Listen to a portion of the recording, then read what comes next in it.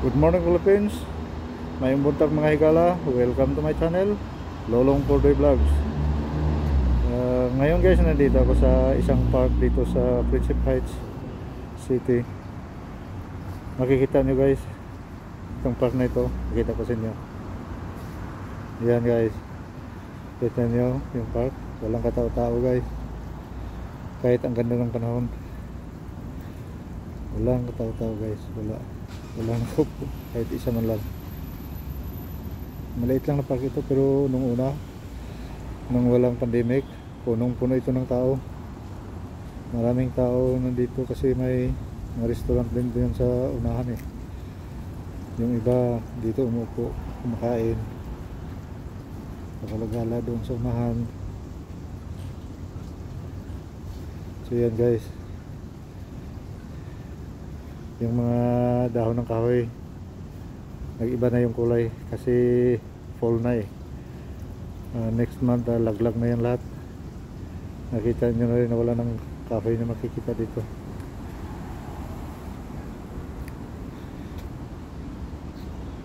Yan, kita nyo guys, mga puan na lang kahoy.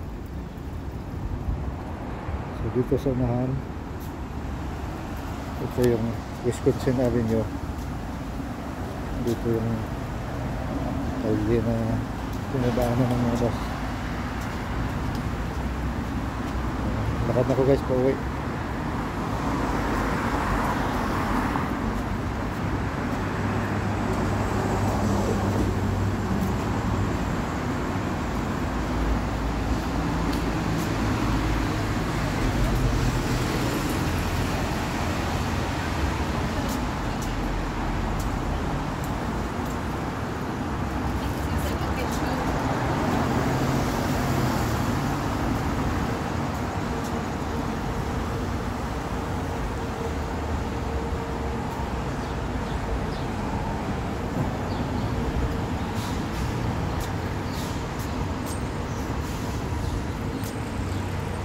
Ang ganda talaga ng panahon guys. Makikita nyo na ko, ang ganda talaga. So, hintay tayo ng traffic light.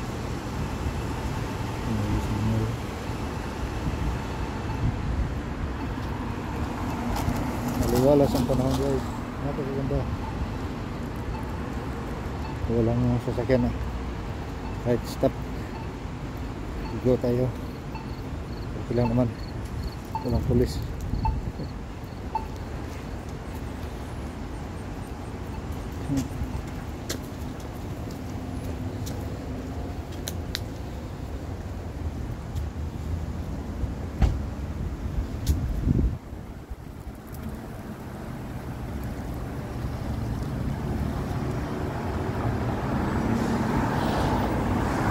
Yung building na yan guys, mga clinic yan ng mga nag-rinta doon, mga doktor. Doon ako nagpapag-abot ng ipin ko sa building na yan. At kung magpa-laboratory card dyan din, nung mag-apply ako sa green card ko, dyan ako nagpa-x-ray at saka nagpa-medical. Mabilis lang.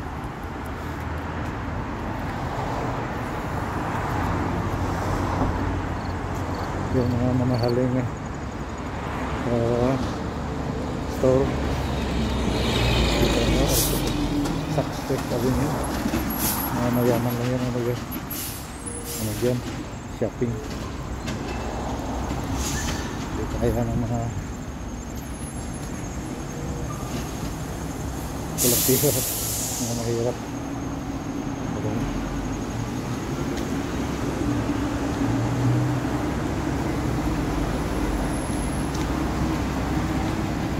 Kita nyo guys, bihira lang naglalakad sa kalye, no?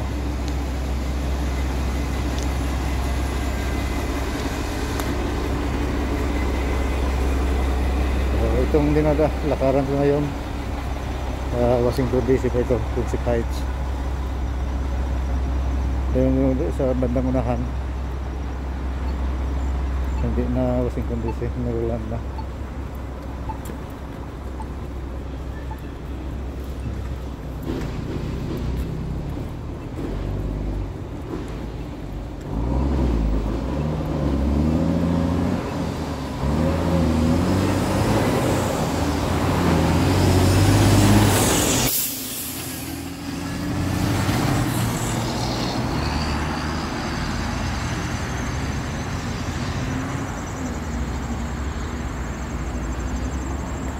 Malapit na ako guys sa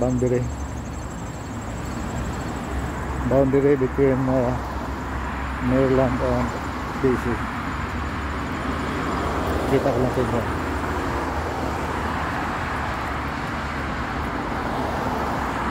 Itong Wisconsin Avenue, ito yung daanan na nagdugtong ng dalawang state. Wisconsin Avenue, itong pinakamahaba na avenue dito.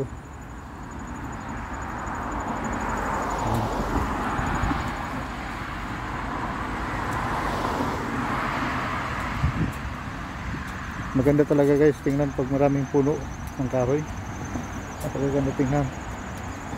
Sana sa atin ganun. Kaya lang sa atin ay hindi. Ang government mismo hindi sila tatanim ng mga kahoy sa gilid ng daanan. Kasi mahirap din eh. Pag may bagyo, problema lang.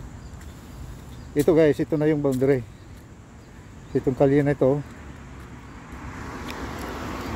Yun, may ano doon, may sapa doon sa unang sa kabila. Yun, pero dito ang sapa na yun, dito sa loob ng ito, sa loob dito, doon ang sapa tinakpan nila.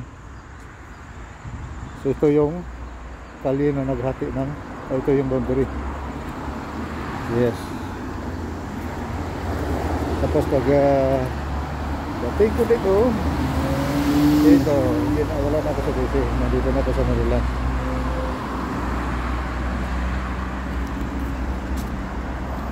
Okay guys, yun lang. Maraming salamat sa inyong panonood. Kung mamarapatin nyo, kindly like, subscribe and share to my channel, Lolong Pordoy Vlogs. Magandang araw ulit sa inyong lahat guys. God bless us.